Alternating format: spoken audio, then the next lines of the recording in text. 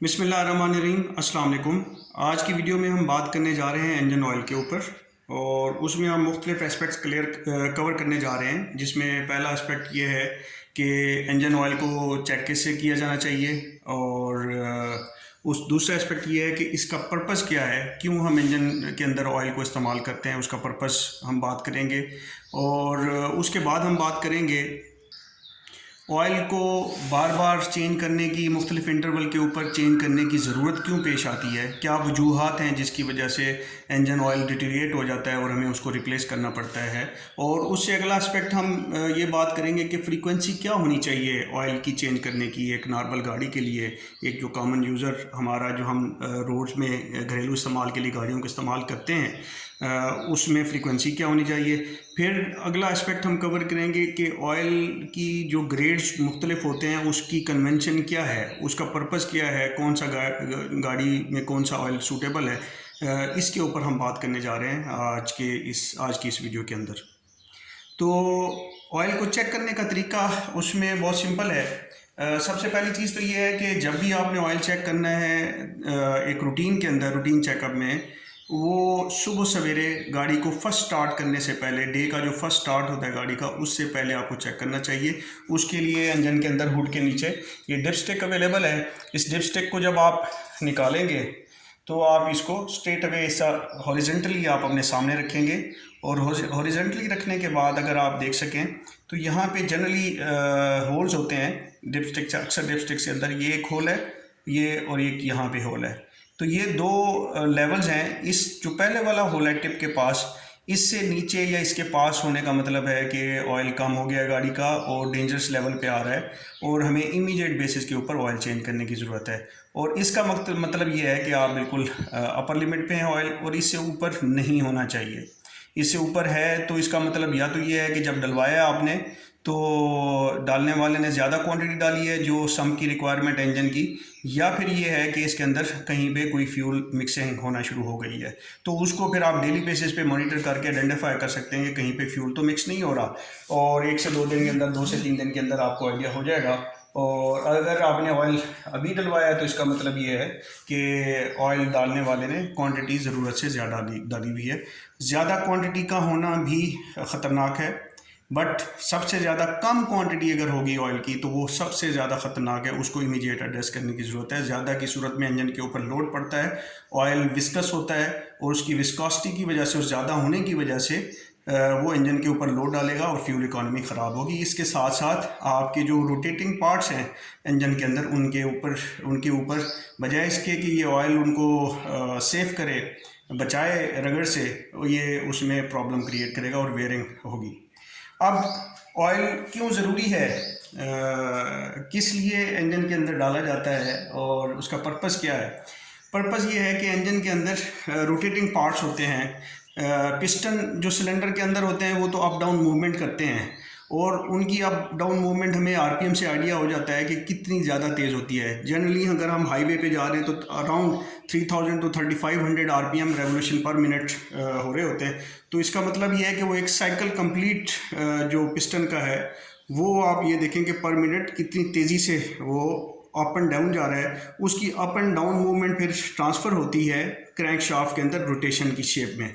तो crank shaft बहुत तेज़ी से रोटेट करती है और फिर क्रैंक शाफ्ट ने मुख्तलिफ पार्ट्स को रोटेट कराना है, जिसमें सबसे पहली चीज़ आपकी कैम शाफ्ट जो कि इंजन के ऊपर होती है, क्रैंक शाफ्ट सबसे नीचे है। तो इन चीज़ों की रोटेशन में ये रोटेट कर रही होती है, मेटल के ऊपर मूवमेंट कर रही होती है। पिस्टन की जो रिंग्स हैं सिलेंडर के साथ, उसकी रगड़ आ रही होती है। उस रगड़ का इफ़ेक्ट कम से कम करने के लिए आपको ऑयल की लुब्रिकेशन चाहिए। सबसे प्राइम एम ऑयल का ये है कि उसने लुब्रिकेट करना है, उसकी रगड़ को बचाने के लिए उसने एक फ़िल्म क्रिएट करनी है। दो मेटिंग मेटेलिक पार्ट्स के दरमियान में ऑयल की फिल्म, ऑयल की तह देनी होती है ताकि रगड़ का इफ़ेक्ट कम से कम हो। अगर रगड़ होगी, हीट भी जनरेट होगी और साथ में आपकी जो वेयरिंग होगी, मेटल वेयर ऑफ होगी, उसके बर्स, चिप्स या वो रिमूव होंगे और ऐसा ऐसा जो मेटालिक पार्ट्स हैं वो डैमेज होना शुरू हो जाएंगे। अगला इसका पर्पज़ ये भी है कि इसने इंजन को, बाय वर्चू ऑफ के ऑयल है, इसका टेम्परेचर डिफरेंट होता है और इसकी एब्जॉर्प्शन एनर्जी की भी या हीट की भी डिफरेंट है। तो ये इंजन को किसी हद तक कूल करने के भी काम में आता है, रगड़ को कम करता है, कूल करने के काम में आता है। इसका अगला पर्पज़ ये है कि over a period of time अगर एक गाड़ी खड़ी रही है तो उसके अंदर ऑयल जमना शुरू हो जाता है कुछ पार्ट्स के ऊपर, पर्टिकुलरली जो ऊपर के जो इंजन का टॉप एरिया है उसमें से ऑयल रस रस के नीचे सम में जमा होगा ग्रेविटी की वजह से, और ऊपर कम रह जाता है। और गाड़ी ज़्यादा टाइम के लिए खड़ी रहती है तो इसका मतलब ये है कि वो ऑयल जमना शुरू हो जाएगा। या कुछ और वजूहत हैं जिसमें पीसीवी सिस्टम होता है, उसके ऊपर अभी हम बात नहीं करेंगे, उसमें एयर अंदर जा रही होती है, उसकी वजह से गंग की सूरत में, कार्बन बिल्डअप की सूरत में इंजन, तो ऑयल ने उसको भी कम करना होता है। तो जब उसने कम करना है तो एक पर्पज़ उसका ये भी बन जाता है कि उसने कार्बन बिल्डअप को कम से कम करना है, अगर कोई है तो उसको रिमूव करना है। इसी वजह से इसके अंदर इमल्सिफायर दिए जाते हैं। इमल्सिफायर ऐसा है कि जो घुला देता है, चिकनाई को घुलाता है ताकि वो बह सके और साफ़ हो सके। इसी तरह से उसने जो वेयरिंग मेटल की अगर कुछ होती भी है तो उसको भी नीचे लेके जाना है सम के अंदर, और फिर उसके अंदर एक स्टेनर लगा होता है नीचे वाले सम में, और उसके अलावा एक फ़ाइन फ़िल्टर होता है जो आप हर ऑयल चेंज के ऊपर आप चेंज करते हैं। कुछ लोग उससे अवॉइड करते हैं, वो नुकसान करते हैं अपना। ऑयल, हर ऑयल चेंज के ऊपर ऑयल फ़िल्टर का जो नीचे लगा होता है, जनरली ब्लूइश कलर का होता है, उसको चेंज करना मैंडेटरी है, ज़रूरी है। नहीं करेंगे तो आप बेसिकली इंजन का नुकसान कर रहे हैं, और इवेंचुअली कल नहीं तो परसों नहीं, 5 महीनों में नहीं तो साल के अंदर तो आपका इंजन बैठ जाएगा, सीज़ कर जाएगा और उसमें प्रॉब्लम्स आ जाएंगी। अगर सीज़ नहीं भी करेगा तो होगा ये कि आहिस्ता आहिस्ता उसकी लाइफ अगर 5 साल चलनी थी, 10 साल, 20 साल चलनी थी, तो वो 4-5 साल के अंदर फारिग हो जाएगा। फिर इमल्सिफायर, इसके अलावा डिटर्जेंट भी हैं, डिटर्जेंट और इमल्सिफायर, वो भी इमल्सिफायर के तौर पे एक्ट करते हैं। इसी तरह से ये पार्ट हो गया। तो ये मेन पर्पस है इंजन के अंदर कि वो कूल रखता है इंजन, पूरे ओवरऑल उसको टेम्परेचर डाउन करने में काम आता है। सबसे प्राइम एम उसका ये है कि उसने वेयरिंग ख़त्म करनी है, लुब्रिकेशन देनी है मेटिंग पार्ट्स के अंदर। इसी तरह से इसी ऑयल को इस्तेमाल किया जाता है, कुछ एक्चुएटर्स नई गाड़ियों के अंदर आ गए हैं, जिस तरह से VVTi है या IVTEC है होंडा के केस में, टोयोटा के केस में उसको VVTi वेरिएबल वेल्व टाइमिंग, उसके एक्चुएटर्स होते हैं जो कि हाइड्रोलिक प्रेशर के साथ जो वेल्व की टाइमिंग है उनको आगे या पीछे टाइमिंग को चेंज करते हैं, तो वहाँ पे भी इस ऑयल का काम आ जाता है। अब अगला पार्ट ये आता है कि ऑयल को चेंज क्यों करना चाहिए। चेंज इस वजह से करना चाहिए कि एक तो ये है कि इस ऑयल के अंदर मुख्तलिफ एडिटिव्स हैं, जिस तरह से मैंने कहा एमल्सिफायर्स हैं, डिटर्जेंट्स हैं, ये सारी चीज़ें हैं। ये केमिकल्स हैं, ऑयल की बेस केमिकल होती है। पहले आपके पास मिनरल ऑयल भी आ रहे थे, लेकिन अभी सिंथेटिक ऑयल्स आ रहे हैं जो कि बहुत अच्छे होते हैं, जिनकी प्रॉपर्टीज़ बहुत अच्छी हैं।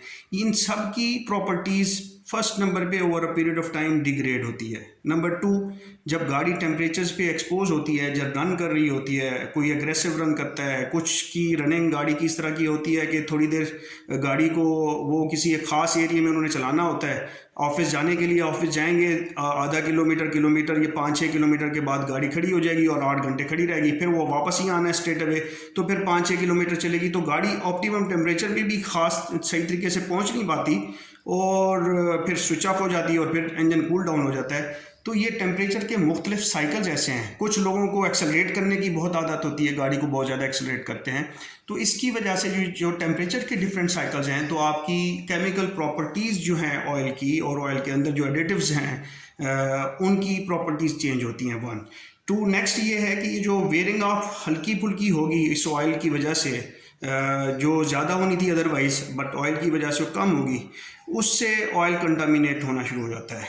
तीसरी चीज़ ये है जो ज़्यादा इफ़ेक्ट करती है, वो ये है कि आपका PCV system, positive crank ventilation system, उसके ऊपर मेरी एक वीडियो है जिसमें मैंने डिटेल के साथ एक्सप्लेन किया हुआ है कि क्या है, क्यों है, और इससे क्या प्रॉब्लम ऑयल सिस्टम में क्या प्रॉब्लम आते हैं। ये बेसिकली ऑयल सिस्टम की वेंटिलेशन के लिए होता है, और उसमें एयर इस साइड से जो फिल्टर्ड एरिया, आपका फिल्टर, ये फिल्टर है, होंडा सिटी है ये, इस फिल्टर से एक एयर की पोर्ट ली जाती है जो कि आपके क्रैंक सिस्टम, आपके जो क्रैंक केस है, जो इंजन का पूरी बॉडी जिसमें ऑयल गुजरता है, वहाँ पे जाती है, और फिर इसके नीचे यहाँ पे PCV सिस्टम है, PCV वेल्व है, जो मैंने वीडियोस में मुख्तलिफ बताया हुआ भी है, दिखाया हुआ भी है।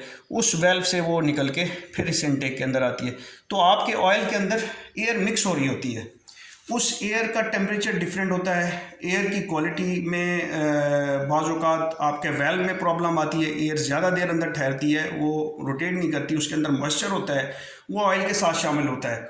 लाइकवाइज अगर आपका इनटेक में कोई भी बूट, जिस तरह से ये यहाँ पे एक बूट है, इधर एक बूट है, इसमें कोई डैमेज है और एयर डायरेक्ट इधर से जा रही है, फिल्टर होके नहीं जा रही, तो उसके साथ जो आपकी मड है, रेत है, कोई भी डस्ट डर्ट जो जाती है वो इनटेक थ्रॉटल बॉडी से होते हुए इनटेक, और इसी तरह से वो जो पीसीबी वाला वेल्व है, वो जो होज है जो मैं कह रहा था फ्रेश एयर फिल्टर्ड एयर लेके जाती है, उसके साथ आपकी जो डस्ट डर्ट है वो ऑयल में शामिल हो जाती है।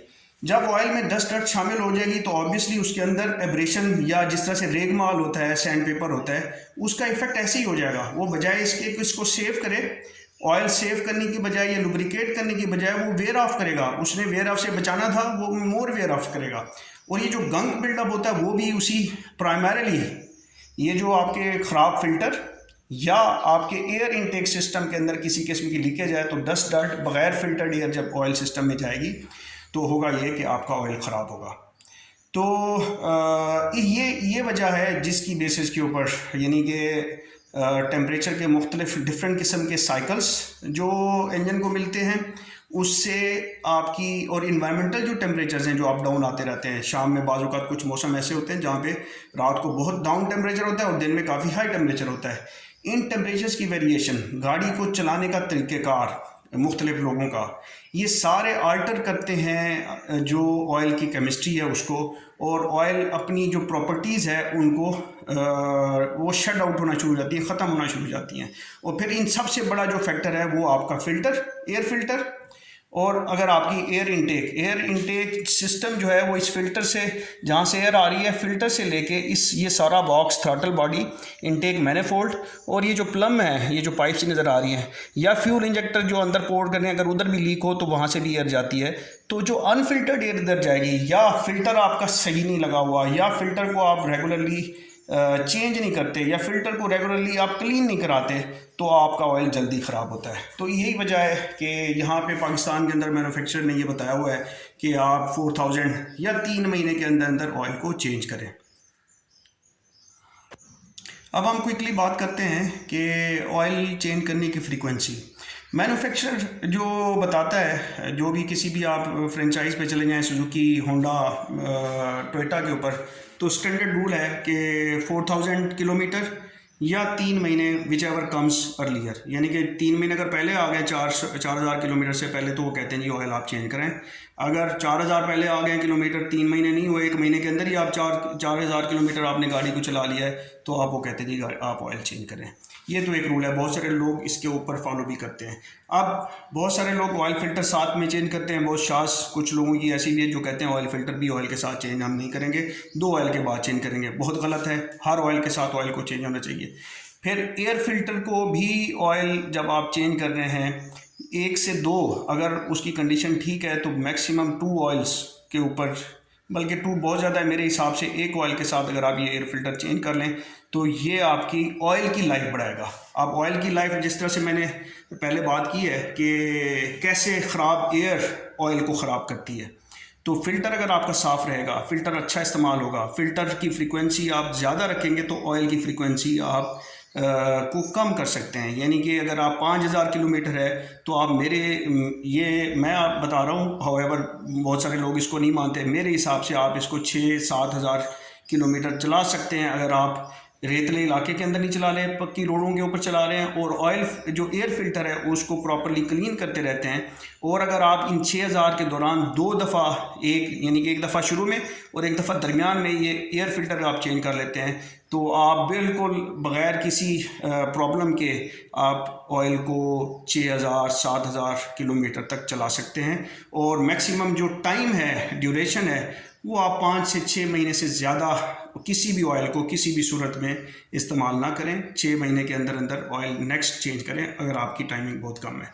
अब इसमें जो लोग बहुत ज़्यादा एक्सेलरेशन करते हैं, बहुत ज़्यादा फास्ट हायर आरपीएम पे चलते हैं, या जो लोग बहुत शॉर्ट ट्रिप्स लगाते हैं, जैसे 3 से 4 किलोमीटर और फिर गाड़ी ठंडी हो गई, ठंडी गाड़ी को बार बार ठंडी गाड़ी ही चलाते हैं, गाड़ी प्रॉपर्ली वार्म अप नहीं होती, बंद कर देते हैं, तो उनके लिए ज़रूरी है कि वो भी ऑयल को 5000 किलोमीटर के ऊपर चेंज करें।